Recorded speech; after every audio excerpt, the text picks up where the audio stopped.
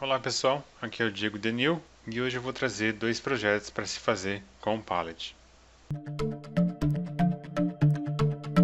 Eu decidi fazer esse projeto com o pallet porque é relativamente fácil de você conseguir. Você pode procurar em casas de madeira de construção que eles doam na maioria das vezes, ou se você precisar de uma madeira um pouco mais nova, com uma qualidade melhor, você pode comprar também, não é muito caro. E você vai ter ali várias tábuas e algumas outras ripas para fazer estruturação, até mesmo alguns caibros que dão exatamente para fazer vários tipos de projeto. Então logo depois que eu consegui 2 pallets, então eu já tinha uma quantidade interessante para trabalhar. Eu fiz, primeira coisa foi definir o que eu iria fazer, mas inicialmente, antes disso, eu dei uma boa olhada nas madeiras que eu tinha disponível e comecei a desmontar esses pallets. Então primeiro eu tirei as ripas, aí você já descobre se elas vão rachar ou não, né? Porque geralmente ela pode quebrar, porque algumas vezes elas são grampeadas na madeira, então na hora de desmontar pode ser que elas racham e aí fica difícil de aproveitar. Mas você já vai descobrindo e vai desmontando tanto as ripas, né, que são mais finas, quanto essas madeiras mais grossas que eu vou chamar de caibro, que dá para você aproveitar para alguma parte mais estrutural. A desmontagem é fácil, só leva um pouco de tempo porque você precisa tirar todos os pregos ou os grampos, né? Então você precisa utilizar algum martelo, alguma coisa que você consiga remover com facilidade, porque o prego às vezes não funciona.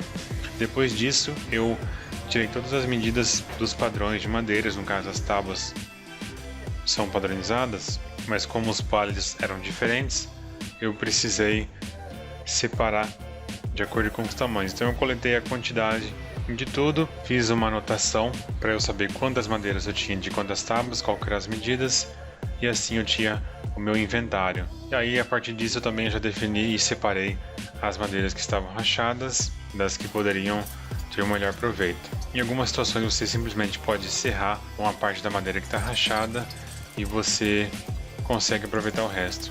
A partir desse momento eu decidi utilizar essas madeiras que estavam rachadas para não jogar fora. Eu resolvi fazer um projeto simples que seria um escudo estilo viking. Eu só precisava basicamente de algumas tábuas, né? Então eu peguei aquelas madeiras que eu iria descartar, coloquei na região que eu precisava para fazer o escudo e utilizando um lápis ali eu fiz uma circunferência mais ou menos do tamanho que eu tinha de madeira disponível e de um tamanho que eu poderia utilizar para fazer esse escudo também. E aí eu defini um ponto central, eu reaproveitei ali um pedaço de lâmpada, aquelas proteções que dão acabamento no teto, e fiz um miolo central, colei uma estrutura na parte inversa dessas madeiras para fixar e elas não terem jogo. Fiz tudo com utilização de pregos mesmo, serrei a parte central e fixei aquele suporte de luminária, né?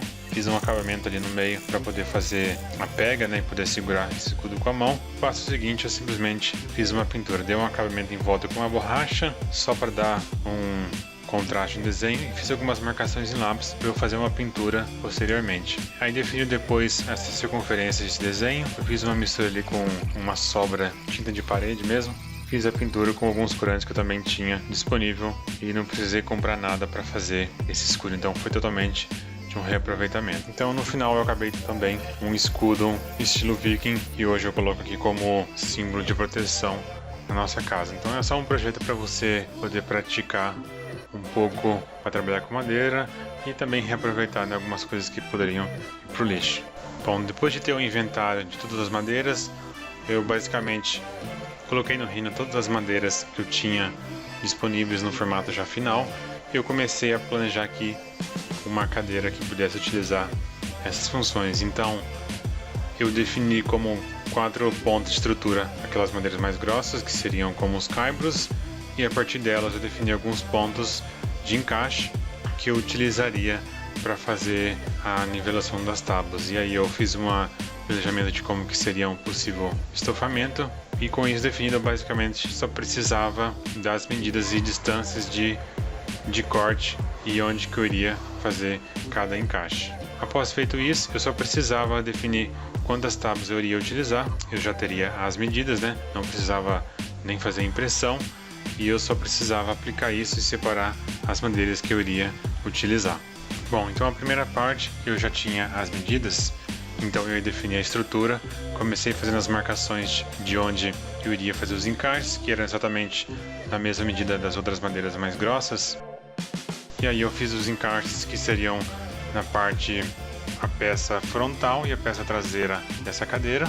E eu já conseguiria, somente com esses encaixes, já ter uma estrutura bem rígida. Então eu já consegui fazer, deixei espelhado nos dois lados e tentei fazer o melhor aproveitamento das sobras possíveis. Depois de feito esses encaixes, eu só precisava testar para ver se o alimento estava correto.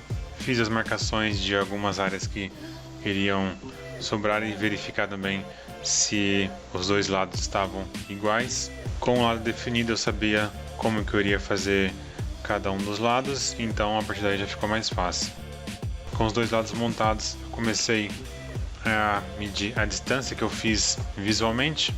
Definido a largura, eu comecei a trabalhar no acabamento de cada madeira individualmente antes de fazer a montagem final, porque seria mais fácil de dar o acabamento. Então, como a lixadeira elétrica é muito mais rápido, eu fiz esse acabamento e em seguida eu comecei a fazer a montagem final utilizando cola e parafusos nas laterais e também posteriormente nas tábuas que seriam o suporte do assento. Travei algumas partes e comecei a fixar a estrutura para não ter vibração e fiz alguns encaixes adicionais para conseguir travar bem a estrutura da cadeira mesmo antes de ter as tábuas superiores. Depois disso eu basicamente só precisava pegar as tábuas superiores, separando elas de forma uniforme e deixando visualmente interessante. Fixei com prego para ficar bem fácil de fazer, porque eu não planejava desmontá-la futuramente.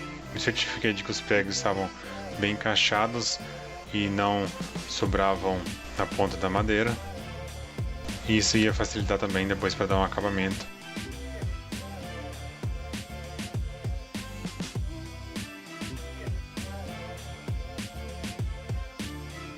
Depois de finalizado, já sabendo que a cadeira funcionava, então eu só precisava do acabamento final. Tirei algumas saliências que existiam na estrutura dela, lixei algumas partes adicionais, só para certificar de que não tinha nenhuma saliência adicional que gerasse algum desconforto. Dei alguns acabamentos arredondados em algumas partes, mas sempre tomei cuidado para não perder a característica de um pallet.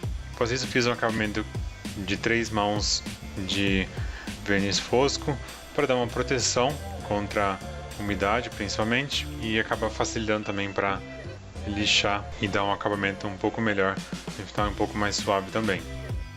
Deixei toda envolto da cadeira e não ficou nenhuma parte sobrando.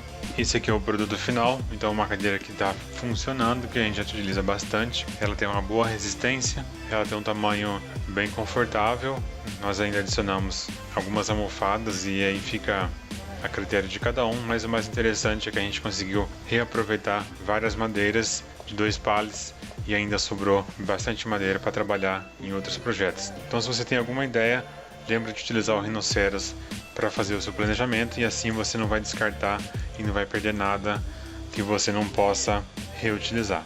Deixe seu comentário, a sua opinião e se você gostaria de ver algum projeto futuro feito no Rhinoceros. Na descrição do vídeo nós temos o link para o curso de Rhinoceros com o adicional do curso de Grasshopper para você que tem interesse em aprender 3D e poder fazer qualquer tipo de projeto, seja com madeira ou impressão 3D, com joalheria ou com renderização. Um grande abraço e até a próxima. Se você quer aprender Rhinoceros de forma completa, do básico ao avançado, não deixe de conferir o curso da 3D1.